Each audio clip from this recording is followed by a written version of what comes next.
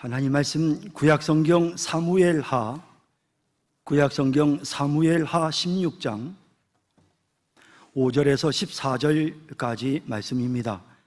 사무엘하 16장 5절에서 14절까지 말씀. 이제 제가 하나님의 말씀을 봉독합니다. 다윗 왕이 바울임의 이름에 거기서 사울의 친족 한 사람이 나오니 게라의 아들이요 이름은 시므이라. 그가 나오면서 계속하여 저주하고 또 다윗과 다윗 왕의 모든 신하들을 향하여 돌을 던지니 그때 모든 백성과 용사들은 다 왕의 좌우에 있었더라. 시므이가 저주하는 가운데 이와 같이 말하니라. 피를 흘린 자여 사악한 자여 가거라 가거라. 사울의 족속의 모든 피를 여호와께서 내게로 돌리셨도다. 그를 이어서 내가 왕이 되었으나 여호와께서 나라를 내 아들 압살롬의 손에 넘기셨도다. 보라, 너는 피를 흘린 자이므로 화를 자초하였느니라 하는지라. 스루아의 아들 아비새가 왕께 여짜오되 이 죽은 개가 어찌 내 주 왕을 저주하리이까? 청하건대 내가 건너가서 그의 머리를 베게 하소서 하니 왕이 이르되 스루야의 아들들아, 내가 너희와 무슨 상관이 있느냐? 그가 저주하는 것은 여호와께서 그에게 다윗을 저주하라 하심이니 내가 어찌 그리하였느냐 할 자가 누구겠느냐 하고, 또 다윗이 아비새와 모든 신하들에게 이르되 내 몸에서 난 아들도 내 생명을 해하려 하거든. 하물며 이 베냐민 사람이랴 여호와께서 그에게 명령하신 것이니 그가 저주하게 버려두라. 혹시 여호와께서 나의 원통함을 감찰하시리니 오늘 그 저주 때문에 여호와께서 손으로 갚아 주시리라 하고, 다윗과 그의 추종자들이 길을 갈 때에 시므이는 산비탈로 따라가면서 저주하고 그를 향하여 돌을 던지며 먼지를 날리더라. 왕과 그와 함께 있는 백성들이 다 피곤하여 한 곳에 이르러 거기서 쉬니라. 아멘. 할렐루야. 게으름과 타성에 젖어 흐트러진 다윗은 급기야 자신의 충성스러운 신하인 우리아의 아내를 궁궐에 불러와 강간했습니다. 그리고 우리아의 아내 바세바가 임신하자 이를 은폐하기 위해 군사령관인 요압 장군을 시켜 우리아에게 특별 휴가를 보내게 했습니다. 하지만 충성스러운 우리아는 전쟁터에서 고생하고 있는 전우들을 생각하며 집이 아니라 들판에서 잠을 잡니다. 결국 다윗은 자신의 악행을 감추기 위해 끔찍한 죄를 저지릅니다. 요압 장군에게 명령해 우리아를 최전방으로 보낸 후에 그만 남겨두고 나머지 병력을 철수시켜 그가 적의 손에 죽게 만들었던 것입니다. 하나님은 나단 선지자를 보내 다윗의 악행을 책망하셨습니다. 그러자 다윗은 그 자리에서 꿇어엎드려 눈물로 자신의 죄를 회개합니다. 그래서 그는 죄를 용서받고 죽음을 면합니다. 하지만 죄 없는 신하를 죽이고 그의 아내를 빼앗은 중한 죄에 대한 죄값은 치러야 했습니다. 다윗의 범죄로 다윗과 우리아의 아내 사이에 생긴 아기는 태어난 지 얼마 되지 않아 죽었고, 그의 장남 암논이 이복 동생 다말을 강간하고 또 다말의 친오빠인 압살롬이 이 암논을 죽이는 이와 같은 사건이 일어납니다. 압살롬은 아버지인 다윗 왕에게도 원한을 품고 다윗의 책사인 아히도벨과 짜고 치밀하게 준비해서 구테타를 일으킵니다. 구테타 상황을 전해 들은 다윗은 빠른 판단으로 즉시 왕궁을 버리고 예루살렘을 떠나 도망치기에 이릅니다. 다윗이 도망치는 모습을 사무엘하 15장 30절에 이렇게 묘사하고 있습니다. 다윗이 감람산 길로 올라갈 때에 그의 머리를 그가 가리고 맨발로 울며 가고 그와 함께 가는 모든 백성들도 각각 자기의 머리를 가리고 울며 올라가니라 라고 합니다. 그리고 다윗의 피난 행렬이 감람산을 지나 예루살렘과 가까운 도시인 바울임이라는 도시에 이르렀을 때 바울임에 사는 베냐민 사람 게라의 아들 시므이가 다윗의 피난 행렬이 있는 곳으로 나옵니다. 전세가 어떻게 흘러가는지 살피고 있던 시므이는 압살롬의 반역이 성공을 거두고 이제 다윗과 그의 신하들의 목숨이 그야말로 파리 목숨과 같다고 판단이 서자 재빠르게 자신의 마을을 지나고 있는 다윗의 피난 행렬을 찾아가서는 그동안 마음속에 담고 있었던 다윗을 향한 원망과 저주의 말을 쏟아내기 시작합니다. 본문 5절에서 8절에 시므이가 어떤 행동을 했고 어떤 말로 다윗을 모욕했는지 자세히 기록되어 있습니다. 다윗 왕이 바울임의 이름에 거기서 사울의 친족 한 사람이 나오니 게라의 아들이요 이름은 시므이라. 그가 나오면서 계속하여 저주하고 또 다윗과 다윗 왕의 모든 신하들을 향하여 돌을 던지니 그때 모든 백성과 용사들은 다 왕의 좌우에 있었더라. 시므이가 저주하는 가운데 이와 같이 말하니라. 피를 흘린 자여, 사악한 자여, 가거라, 가거라. 사울의 족속의 모든 피를 여호와께서 내게로 돌리셨도다. 그를 이어서 내가 왕이 되었으나 여호와께서 나라를 내 아들 압살롬의 손에 넘기셨도다. 보라, 너는 피를 흘린 자이므로 화를 자초하였느니라 하는지라 라고 되어 있습니다. 시므이가 계속해서 다윗을 저주하면서 다윗과 신하들을 향해 돌멩이를 던집니다. 먼지를 날립니다. 돌을 던지는 것은 경멸하고 모욕하는 행동입니다. 베냐민 지파 사람이었던 시므이는 다윗이 베냐민 지파 사람인 사울 왕과 이스보셋을 죽이고 왕권을 빼앗았다고 생각하고 다윗을 지금 저주하고 있는 것입니다. 죄 없는 자를, 죄 없는 왕을 죽인 이 사악한 놈아, 꺼져라! 라고 지금 소리치고 그를 향하여 불만을 쏟아내는 것입니다. 저주하는 것입니다. 사울 왕이 죽고 나서 다윗이 유다 지파의 왕이 되고 사울 왕의 아들이었던 이스보셋이 죽고 나서 다윗이 이스라엘 전체의 왕이 됩니다. 그러므로 혈연과 지연의 연연의 모든 것을 생각했던 시므이의 입장에서는 사울 왕의 몰락과 베냐민 지파의 몰락이 다윗 때문이라고 생각했던 것입니다. 시므이는 잠깐 동안 다윗을 괴롭히고 떠난 것이 아니었습니다. 계속 집요하게 다윗의 행렬을 뒤따라가면서 다윗을 괴롭히는데요. 13절에 다윗과 그의 초종자들이 길을 갈 때에 시므이는 산비탈로 따라가면서 저주하고 그를 향하여 돌을 던지며 먼지를 날리더라 라고 기록되어 있습니다. 다윗이 얼마나 힘이 들었겠습니까? 다윗왕은 앞서 살펴본 것처럼 제대로 옷도 갖추어 입지 못한 채 맨발로 목숨을 위해 황급히 도망치는 상황이었습니다. 그런 상황에서 시므이의 저주는 다윗에게 얼마나 큰 고통이 되었겠습니까? 그래서 보면 14절에 이 모든 사건을 마무리 짓는 내용에 왕과 그와 함께 있는 백성들이 다 피곤하여 한 곳에 이르러 거기서 쉬니라 라는 내용이 기록되어 있습니다. 정말 피곤했습니다. 몸도 피곤했지만 자기 아들이 일으킨 반역, 자기 신하들의 배신, 이스라엘 백성들이 모두 압살롬을 지지하는 이 모습, 무엇보다도 이 시므이가 뒤따라오면서 계속해서 돌멩이를 던지면서 모욕하는 이 모습에 얼마나 다윗이 신경이 쓰이고 피곤했겠습니까? 여러분, 우리도 주변 사람들이 계속해서 괴롭히면 피곤합니다. 막 아무 말이나 막 하고 사람을 모욕하면 그러면 힘들어서 견딜 수가 없습니다. 막 피곤해집니다.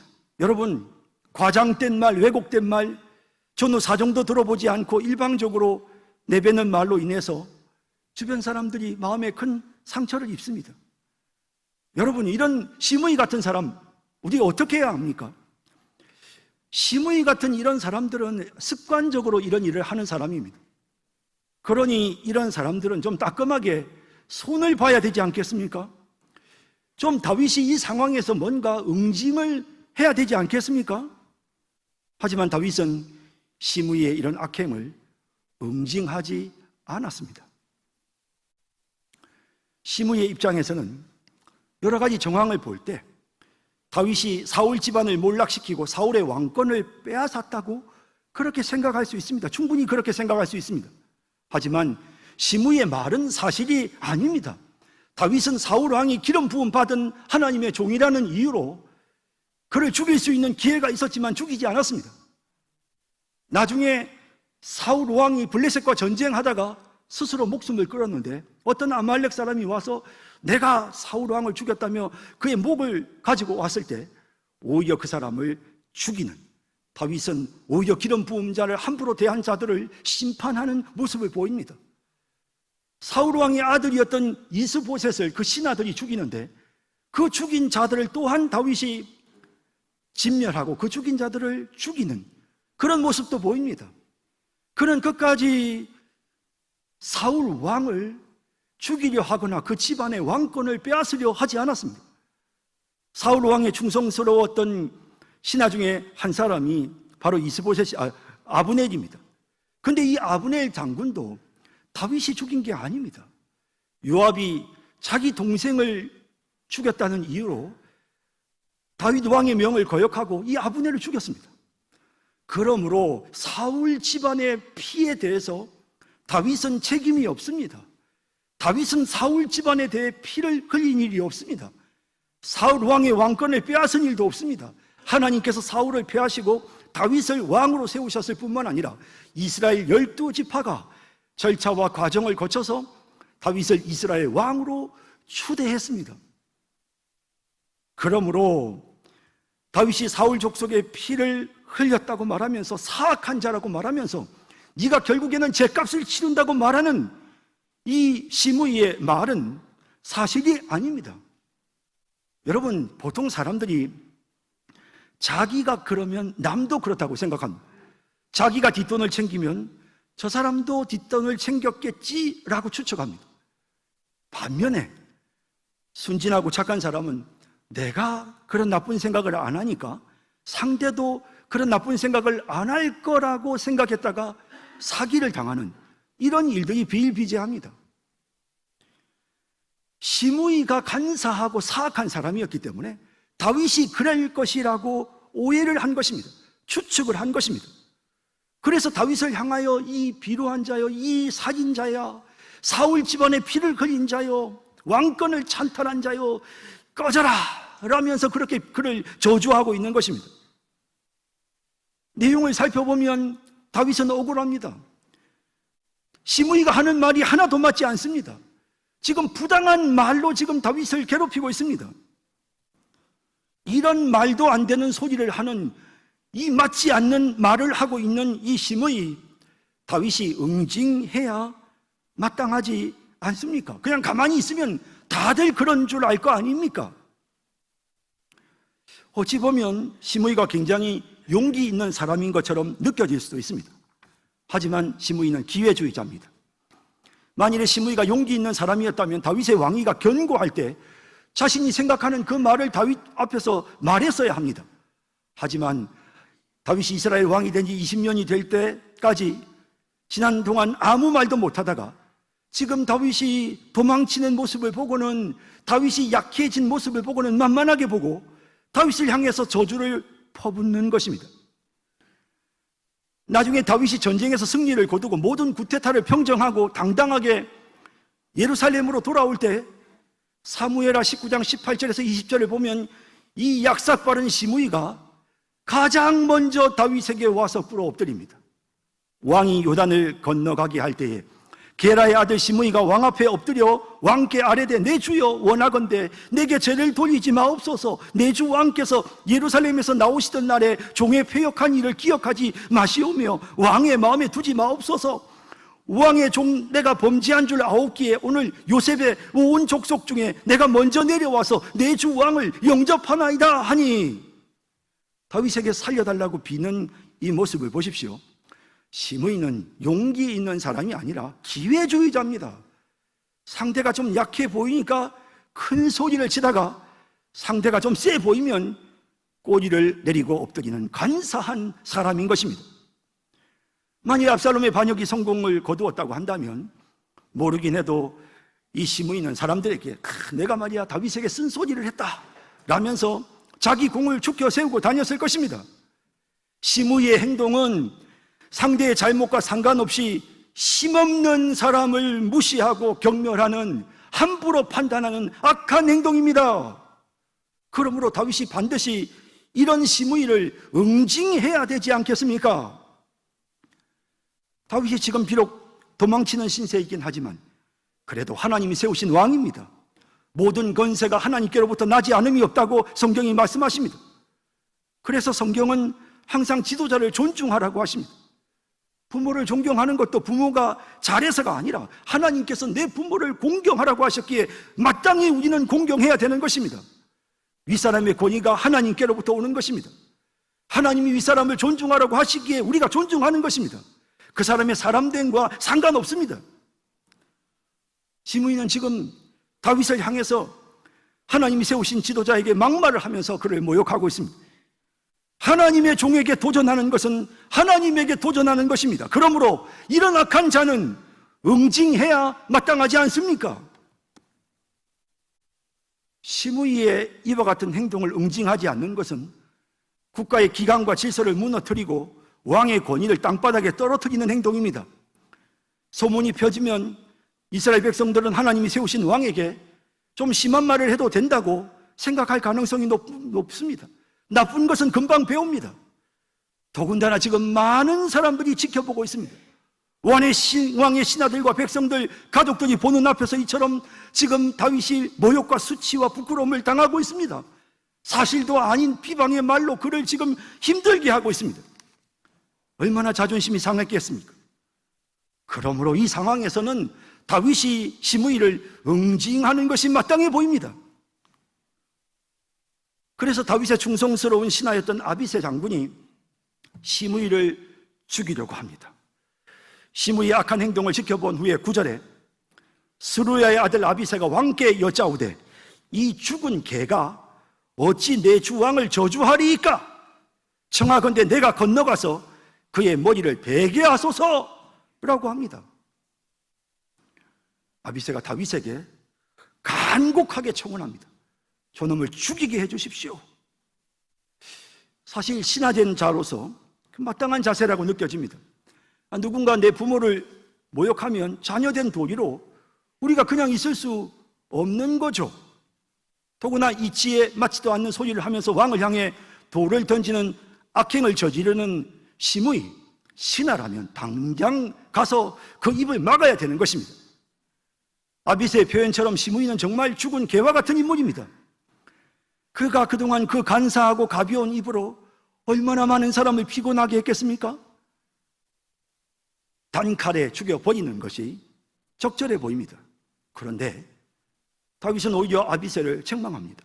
10절에 왕이 이르되 스루야의 아들들아, 이 아들들이라고 표현한 것은 여기 이 아비새뿐만 아니라 그의 형이었던 요압도 같은 생각이었다는 것을 보여줍니다. 같이 함께 시므이를 죽이려고 했습니다. 스루야의 아들들아, 내가 너희와 무슨 상관이 있느냐? 라고 말합니다. 이 무슨 상관이 있느냐라는 이 말은 표준 세번역 성경에 이렇게 번역했습니다.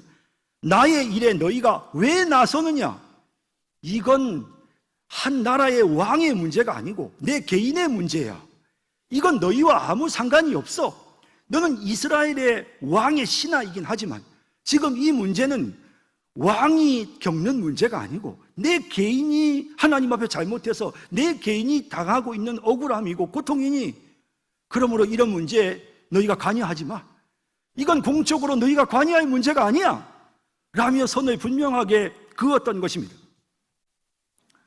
하지만 어쨌든 이유야 어떻든 간에 이스라엘 왕으로서 국가의 기강과 질서를 세우기 위해서라도 이와 같은 악한 행동을 반드시 응징하게 하는 것이, 그것이 오히려 이 시므이로 하여금 또다시 다른 사람에게 상처를 입히는 죄를 범하지 않게 하는, 그리고 이를 응징함으로써 본보기를 보이는 것이 백성들의 기강을 잡는 데도 도움이 될 것 같다라는 생각을 누구나 하게 되는 것입니다.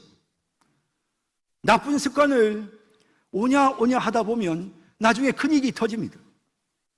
에브라임 지파 사람들은 좀 독특한 면이 있었습니다. 괜히 트집을 잡는 그런 습성이 있었습니다. 사사시대에 에브라임 지파 사람들이 기드온에게 와서 왜 전쟁을 시작하면서 우리를 부르지 않았느냐 라며 생트집을 잡습니다. 기드온은 억울했지만 전쟁을 마무리 짓기 위해서 겸손하게 그 사람들을 존중하고 예의를 갖추어 주었습니다. 에브라임 사람을 달랬습니다. 그래서 잘 넘어갔습니다. 그런데 이게 습관이 되어서 에브라임 지파 사람들이 얼마 지나지 않아서 기드온에게 한 것처럼 입다에게 똑같이 트집을 잡습니다. 입다는 성격이 과격한 사람입니다. 그냥 넘어가지 않았습니다. 입다는 에브라임 사람과 전쟁을 했고 그 결과 에브라임 사람 42,000명이 죽었습니다. 오히려 기브온이 에브라임 지파의 이 나쁜 버릇을 오냐 참고만 있지 말고 좀 따끔하게 야단을 쳤더라면 하는 그런 아쉬움이 드는 장면인 것입니다. 그러므로 시므이의 이런 악한 행동에 대해서도 왕으로서의 권위를 갖고 다윗이 엄하게 다스려야 된다는 생각이 드는 것입니다. 다윗도 이 시므이의 행동이 벌을 받아 마땅하다는 사실을 알고 있었습니다. 다윗의 마음에도 격분이 있었습니다. 다윗도 이 상황이 그저 편안하지만 않았습니다. 원통함이 일었다고 말합니다. 12절에 혹시 여호와께서 나의 원통함을 감찰하시리니 내가 원통하다. 지금 내가 이런 말을 듣는 게 너무 억울하다. 이 터무니없는 공격을 받는 게 난 너무 속상하다. 이런 표현입니다. 다윗은 임종의 순간에 자기 아들 솔로몬에게 이런 유언을 남깁니다. 열왕기상 2장 8절 9절에 보면 바울임 베냐민 사람 게라의 아들 시므이가 너와 함께 있나니 그는 내가 마하나임으로 갈 때에 악독한 말로 나를 저주하였느니라. 그러나 그가 요단에 내려와서 나를 영접함으로 내가 여호와를 두고 맹세하여 이르기를 내가 칼로 너를 죽이지 아니하리라 하였노라. 그러나 그를 무지한 자로 여기지 말지어다. 너는 지혜 있는 사람이므로 그에게 행할 일을 알지니 그의 백발이 피 가운데 수월에 내려가게 하라 라고 말합니다. 다윗은 시므이의 행동이 죽어 마땅한 악행이라는 것을 알고 있었습니다. 시므이의 말에 다윗도 너무도 원통했고 괴로웠습니다. 하지만 자기 손으로 시므이를 응징하지 않았습니다. 왜 다윗이 이 순간에 자기 손으로 시므이를 응징하지 않았을까?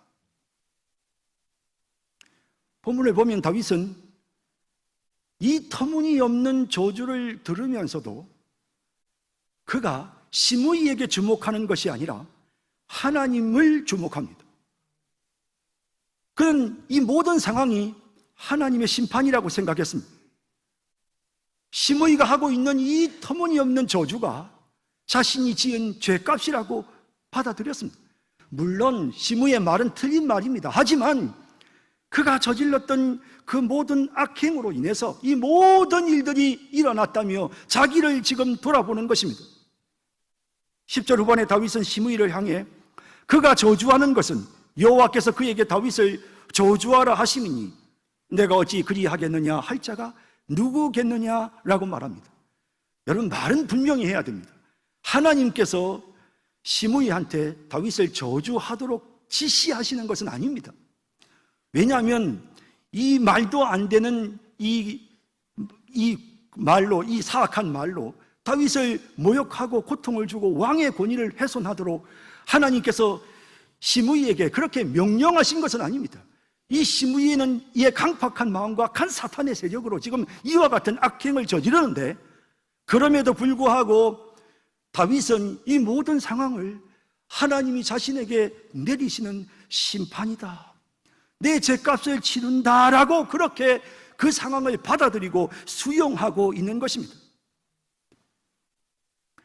그래서 압살롬의 반역도 시므이의 저주도 다 자신이 지은 죄 때문이라고 고백합니다. 11절에 또 다윗이 아비새와 모든 신하들에게 이르되 내 몸에서 난 아들도 내 생명을 해하려 하거든 하물며 이 베냐민 사람이랴 여호와께서 그에게 명령하신 것이니 그가 저주하게 버려두라 라고 하면서 그냥 이 모든 고난을 그대로 받아들입니다. 다윗은 피난길에 오르면서 계속해서 울고 또 울었습니다. 그가 울었던 것은 압살롬 아들에 대한 원망과 배신감의 눈물이 아닙니다. 자신의 비참한 처지에 대한 억울함의 눈물이 아닙니다. 모든 것이 다 자신의 죄 때문이라고 고백하며 이 고난을 받아들이는 회개의 눈물이었던 것입니다. 하나님의 사람은 어려운 일을 당할 때마다 자기를 돌아봐야 합니다. 사고가 일어났습니다. 내 잘못이 아닙니다. 상대가 일으킨 사고입니다. 그래도 우리는 그 상황에서 자기를 돌아봅니다. 내가 혹시 하나님 앞에 부족한 점이 있었던 것은 아닐까? 내가 지금 하나님 앞에 징계를 받고 있는 건 아닐까? 갑자기 내 몸에 병이 찾아왔습니다. 내가 코로나에 걸렸습니다. 내 잘못이 아닙니다. 그럴지라도 우리는 어려운 시련이 찾아오면 자기를 돌아봅니다. 하나님, 내게 무슨 잘못이 있습니까? 그런 마음을 우리가 가지게 되는 것입니다. 경제적인 어려움을 겪을 때면 혹시 내가 과거에 경제적으로 어려운 사람들을 멸시했던 적은 없나? 자기를 돌아보게 되는 것입니다. 누군가 나에게 악한 말로 상처를 주면 혹시 나도 다른 사람에게 악한 말을 해서 상처를 준 적은 없나? 자기를 돌아보게 되는 것입니다. 이것이 하나님의 사람의 마땅한 자세인 것입니다. 고난이 찾아오고 부당한 일을 겪고 억울한 일을 겪을 때 우리가 할 일은 하나님을 바라보는 것입니다. 하나님, 제가 고쳐야 할 것이 무엇입니까? 하나님, 제게 왜 이런 고난이 생겼을까요? 내가 왜 이런 억울한 일을 겪어야 할까요? 하나님, 제가 변해야 될 부분이 있다면 깨닫게 해주십시오. 하나님, 제가 잘못한 부분이 있으면 용서해 주십시오. 이것이 바로 다윗의 마음이고 오늘 하나님의 백성된 우리가 고난 중에 가져야 마땅한 마음인 것입니다. 다윗은 하나님을 바라봤습니다. 그러자 자신의 죄가 생각났습니다. 자신의 그 엄청난 죄가 생각났을 때 그는 시므이를 응징할 수가 없었습니다.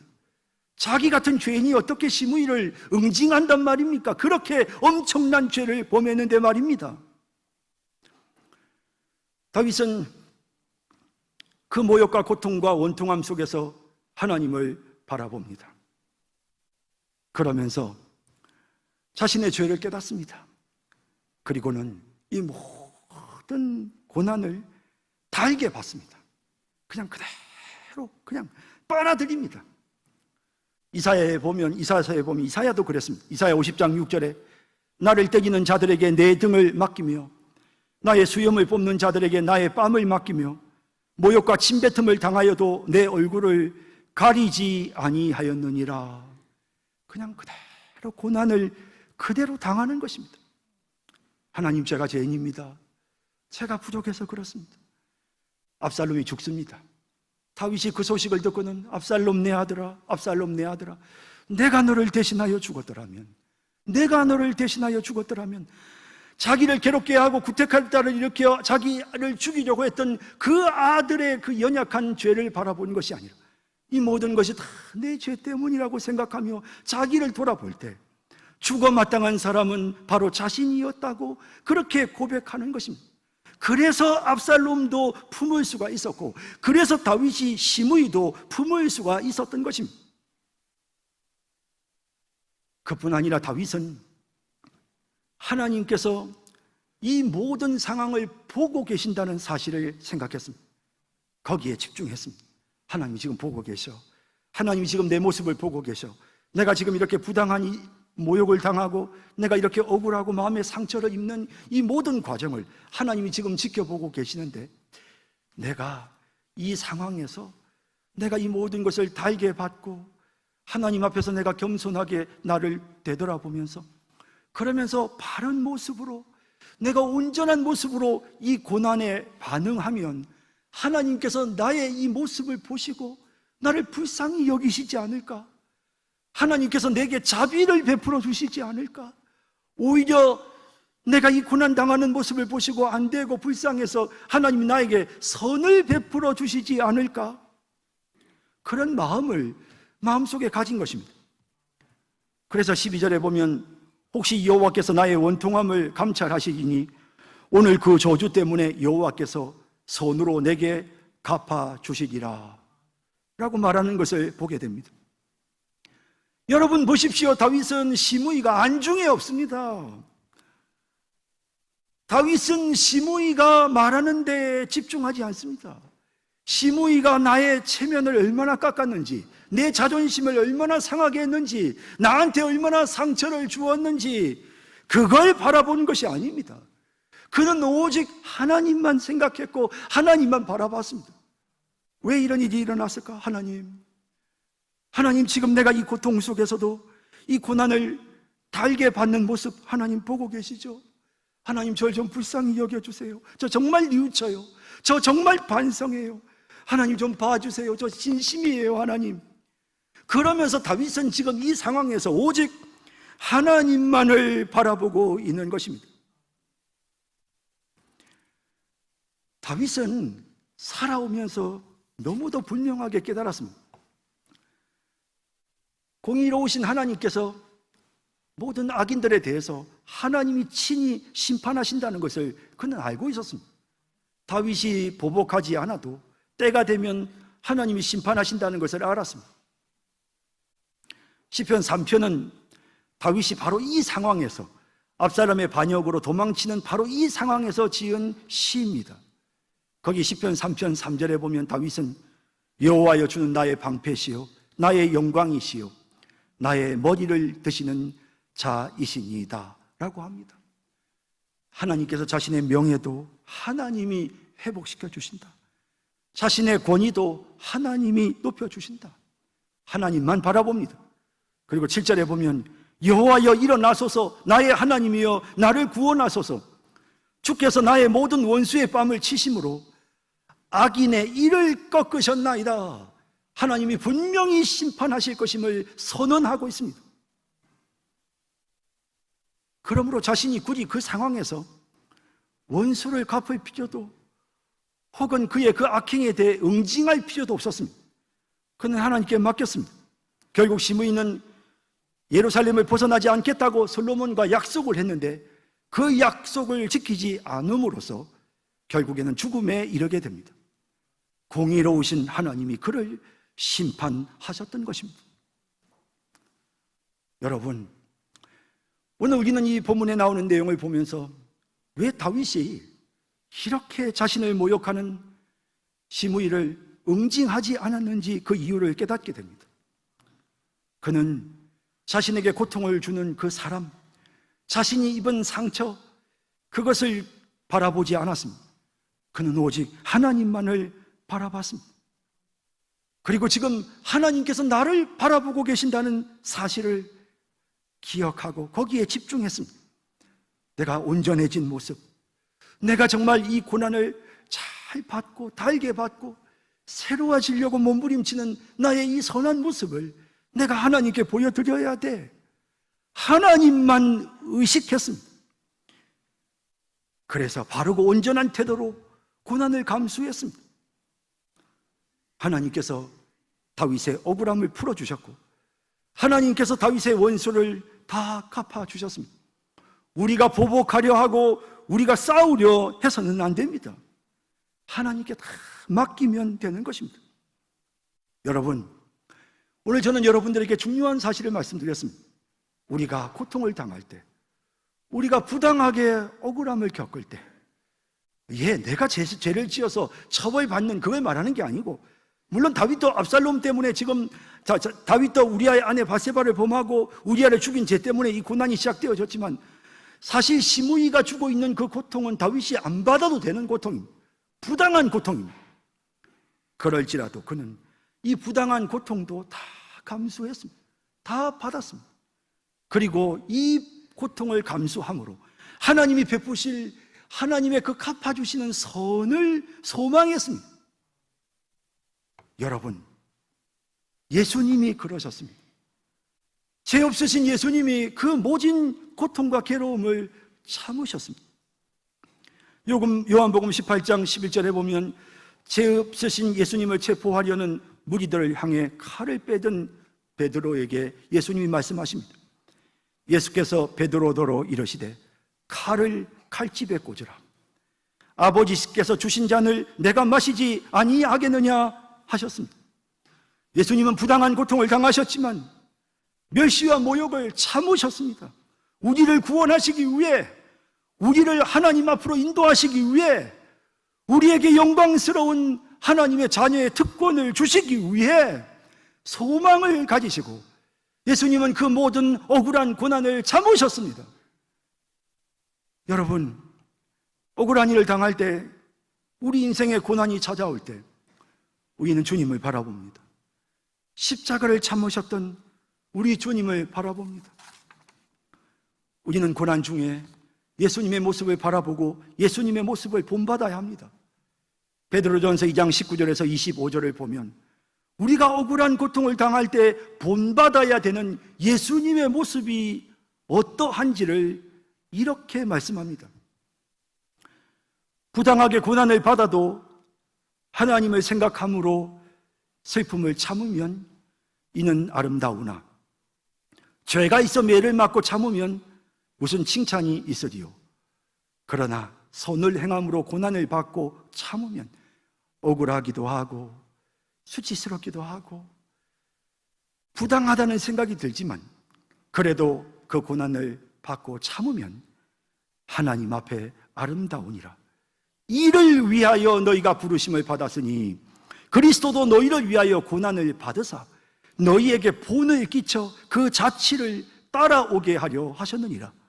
그는 죄를 범하지 아니하시고 그 입에 거짓도 없으시며 욕을 당하시되 맞대어 욕하지 아니하시고 고난을 당하시되 위협하지 아니하시고 오직 공의로 심판하시는 이에게 부탁하시며 친히 나무에 달려 그 몸으로 우리 죄를 담당하셨으니 이는 우리로 죄에 대하여 죽고 의에 대하여 살게 하려 하심이라. 그가 채찍에 맞음으로 너희는 나음을 얻었나니 너희가 전에는 양과 같이 길을 잃었더니 이제는 너희 영혼의 목자와 감독 되신 이에게로 돌아왔느니라 라고 하십니다. 예수님이 멸시와 모욕을 참으셨습니다. 욕을 당하셨지만 맞대응하지 않으셨습니다. 위협을 당하셨지만 하나님께 모든 것을 맡기셨고 우리를 구원하시겠다는 그 선한 목적을 위해서 고난을 참으셨습니다. 그래서 우리는 이제 우리의 영혼의 목자가 되신 하나님께로 나아가 하나님의 자녀의 특권을 누리게 된 것입니다. 예수님이 억울함을 참으시고 자신의 십자가에 못 박는 자들을 응징하지 않으시면서 견디셨던 것처럼 억울하고 힘든 고통의 순간에도 인간에게 보복하지 않고 하나님을 끝까지 바라보면서 승리하는, 끝까지 하나님을 바라보면서 그 고난을 이겨내는 그런 우리 모두가 되기를 주님의 이름으로 축원합니다. 기도하겠습니다. 자비로우신 하나님, 억울하고 부당한 일을 겪을 때 우리는 순식간에 그 사람이 미워지고 그 사람의 하는 말에 시비를 걸어 옳고 그름을 따지고 싶고 뿐만 아니라 내가 입은 자존심 상한 것과 상처 입은 것에 주목하게 되나이다. 오 하나님, 오늘 이 본문의 말씀을 통해서 우리가 억울한 일을 겪을 때, 우리에게 시련이 찾아올 때 우리가 과연 무엇을 바라봐야 하는지, 우리가 주목해야 하는 것이 무엇인지를 분명하게 깨닫게 하시니 하나님 감사합니다. 하나님 바라보는 저희들이 되게 하여 주옵소서. 우리가 가는 길 참 힘들고 어렵지만 십자가의 길이지만 우리 주님 우리와 함께 하십니다. 주님께로 나아가 우리 주님 지신 그 십자가 우리도 지고 주님이 가신 그 고난의 길 우리도 갈 수 있는 사랑하는 우리 모든 성도들이 되게 하옵소서. 예수님의 이름으로 기도드립니다. 아멘.